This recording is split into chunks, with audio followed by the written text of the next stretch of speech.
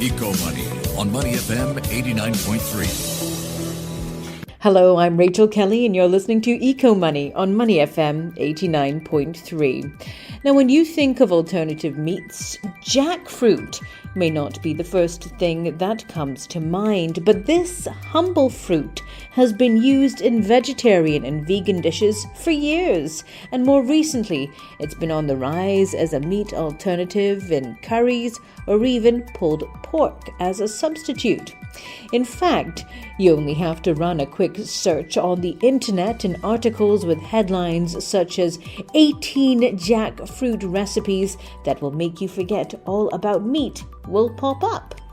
Now, one Singapore-based startup is betting big on this trend. KARANA has plans to take jackfruit global starting from our little red dot. And I caught up with BLAIR CRICHTON, co-founder of KARANA, to find out more. Blair, thank you so much for taking the time to speak with me today. Of course, yeah, very happy to be here and to have this important conversation.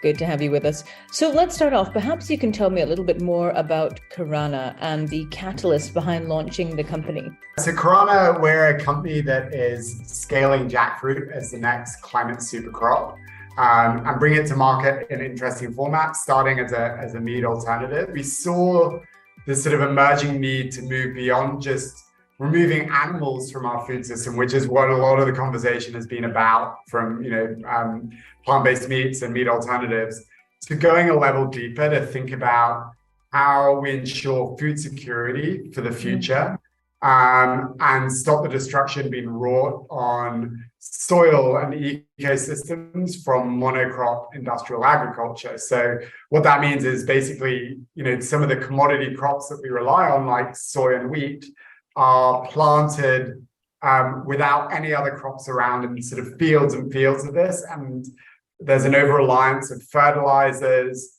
to make them grow. And that's actually destroying the soil and has a whole load of other impacts on ecosystems and so on. And so the answer to us was clear that we needed to scale crops and farming systems that promote regenerative farming practices and increase biodiversity. And with jackfruit, we found that we have a climate supercrop that we can scale and bring that to market in exciting formats that both our B2B customers and consumers love.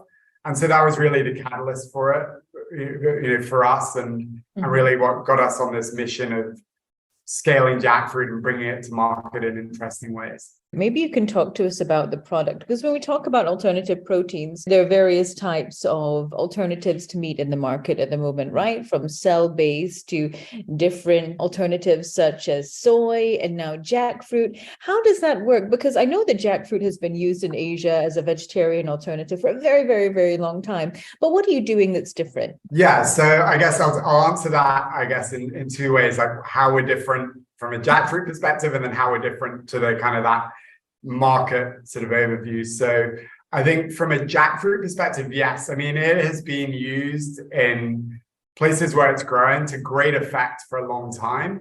And there are some amazing dishes, and we want to celebrate that and promote that, but it hasn't really been scaled. In fact, actually, currently 60% of jackfruit that's grown goes to waste. What? Because it is so abundant, it's so high yielding, and it really is this amazing crop, but it's not grown as the main cash crop. So it's usually grown as a shade or a cover crop for higher value crops like tea and spice and so on.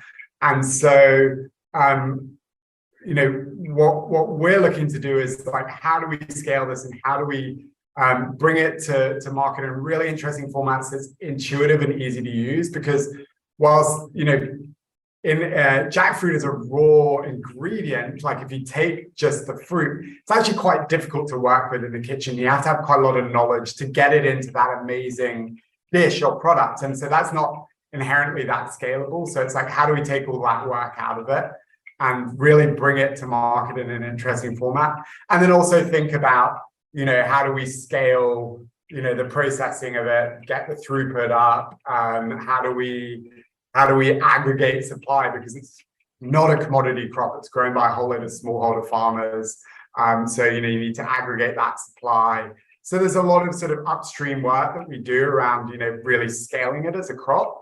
And then sort of, I guess the second part of that question is, how do we kind of differentiate from, what's out there in the plant-based market, and, how are we different? What are we doing different? I think the first thing is that we're not just another plant-based food company, and, using a commodity crop like soy, which, soy and wheat are the two most common ingredients in plant-based meat, to make another product.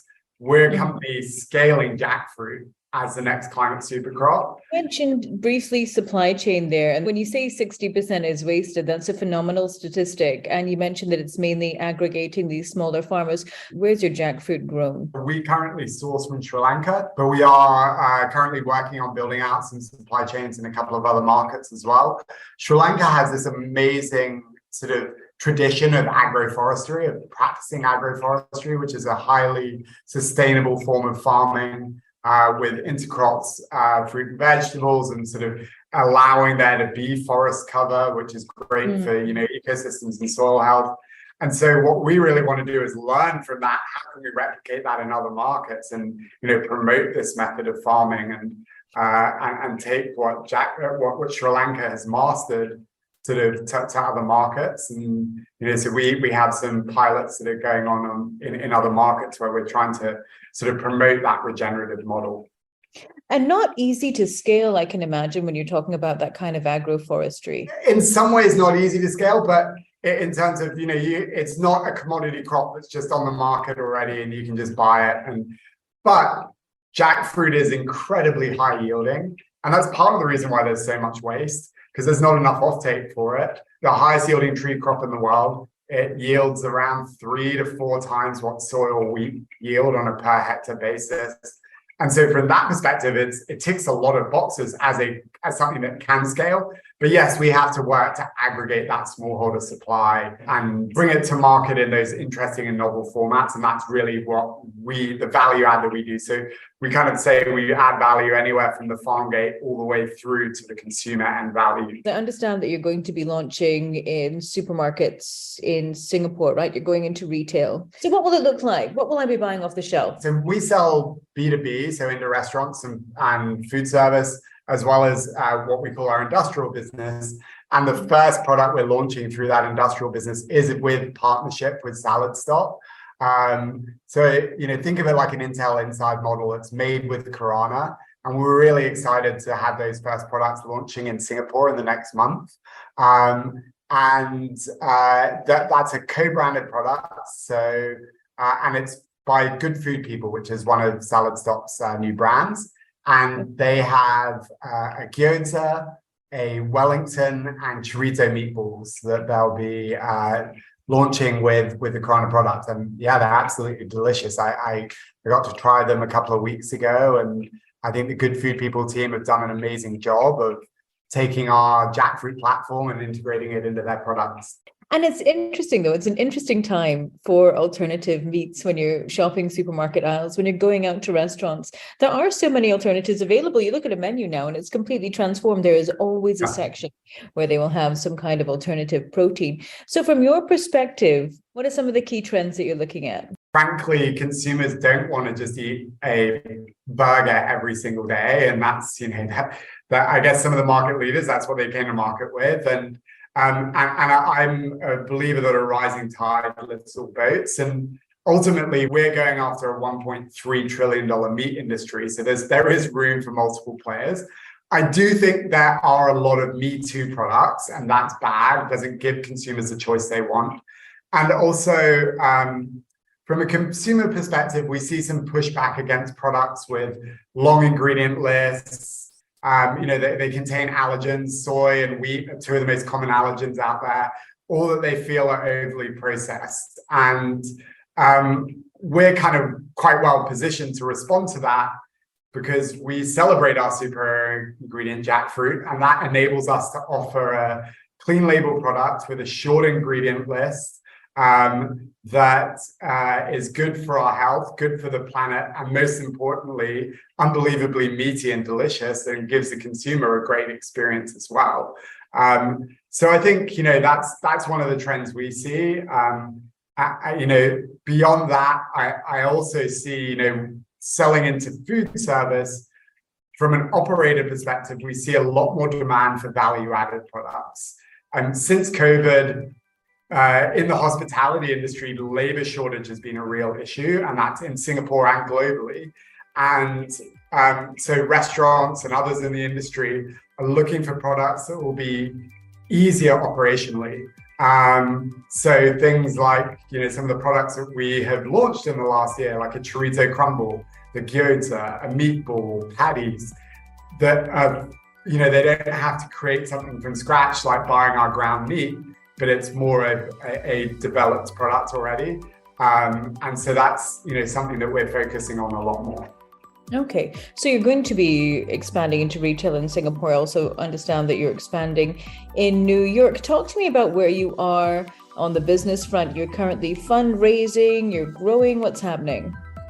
Yeah, so we're all of the above. Our focus at the moment is growing the value-added range of products that I talked about, as well as continuing to work on the upstream side of things in terms of scaling the jackfruit and the processes behind that and the regenerative farming side of things. And then we really see an opportunity to grow our industrial business as well. So, where we offer our jackfruit platform to other companies, like you just said, launching into new markets. You asked whether we're fundraising. We will be later this year looking to raise our Series A. Wonderful. Well, exciting times ahead for you, Blair, and for KARANA. Thank you so much for taking the time to speak with us today. We've been speaking with BLAIR CRICHTON, co-founder of KARANA, about the future of jackfruit as a sustainable meat alternative. I'm Rachel Kelly, and you've been listening to Eco Money on Money FM 89.3.